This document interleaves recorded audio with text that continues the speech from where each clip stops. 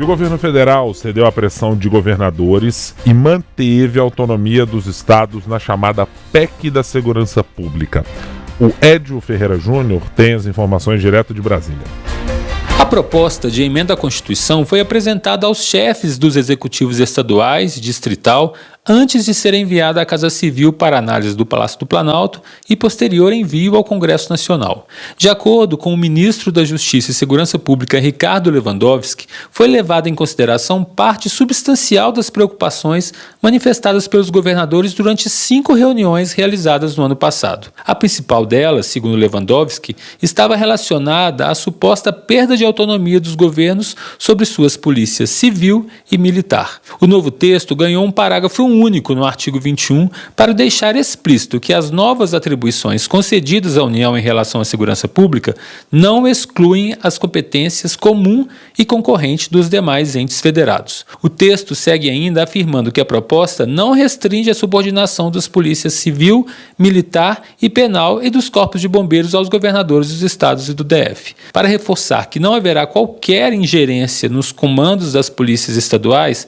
tampouco modificação na atual competência dos estados e municípios na gestão da segurança pública, foi suprimido do inciso 27 do artigo 21 a expressão observância obrigatória, como explicou Ricardo Lewandowski. Para garantir realmente que a União não tem nenhum interesse em ingerir na gestão das polícias locais, nós estamos escrevendo aqui com todas as letras que esta competência ou essas competências atribuídas à União não restringirão a subordinação das polícias militares, civis e penais e a dos corpos de bombeiros militares aos governadores dos estados e do Distrito Federal. Assim, nós entendemos, estamos afastando quaisquer dúvidas com relação a isso. A autonomia dos estados e do Distrito Federal, nesse aspecto, está completamente preservado, se for aprovado pelo Congresso Nacional, por uma determinação dos constituintes derivados.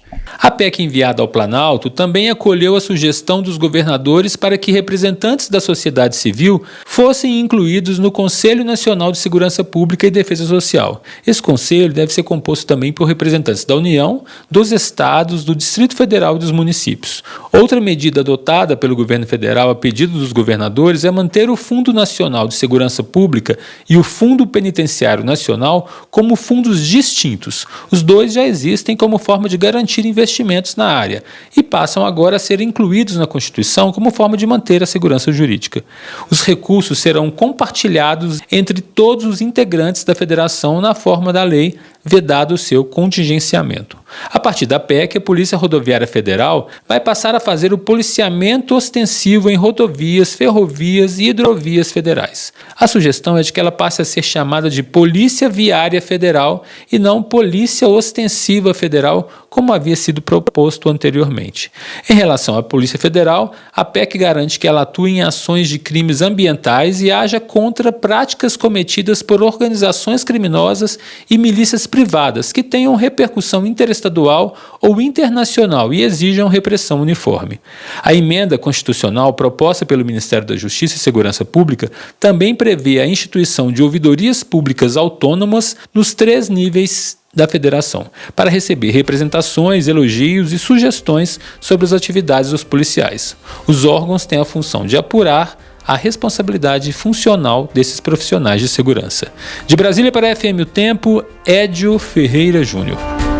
Quando eu olho para o governo federal, entrando em algumas das decisões ou das questões de política pública ou de política que ele pretende fazer para dizer, olha, isso aqui é o caminho do governo Lula 3, né? Podemos chamar assim.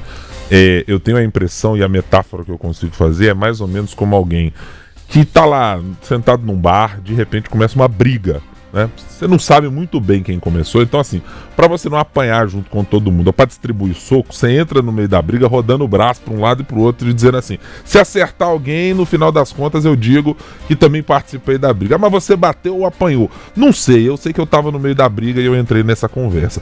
Que o governo parece claramente, e a gente ainda vai falar sobre outros assuntos aqui no programa, não ter a dimensão de como ter unidade para entrar dentro dessa discussão.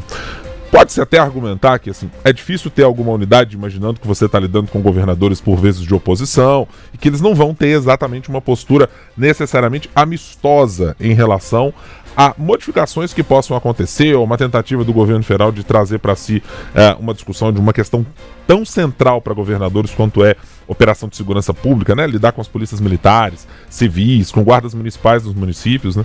Então, claro que pode-se até argumentar sobre este aspecto, mas eu tenho a impressão que assim, as idas e vindas do governo, do ponto de vista inclusive do discurso, antes mesmo das coisas chegarem mais perto da prática ou de operacionalizar as coisas no dia a dia, são completamente atabalhoados, assim, é braço girando para trocar soco com todo mundo e ver o que aparece na frente. Outra é muito parecido com aquele boneco de posto que você via lá há muitos anos, né? Tava lá aquele arzinho embaixo, ele balançando o braço para um lado para o outro para ver o que acontece.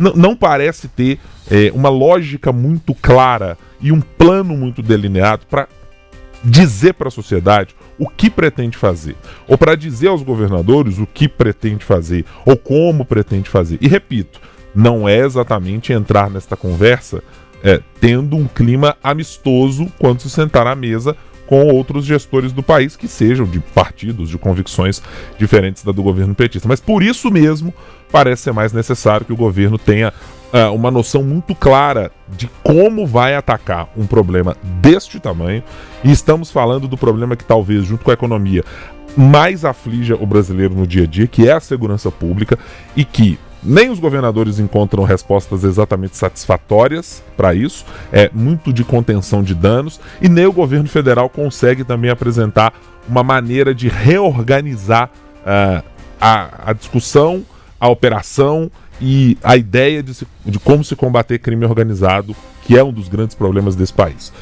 Coloca aí no pacote tráfico de drogas, sonegação fiscal, crescimento desses grupos grandes como PCC, Comando Vermelho, Terceiro Comando Puro e tantos outros. Mas eu realmente fico com a impressão de que o governo bate muita cabeça na hora de discutir política pública nesta atual gestão do governo Lula.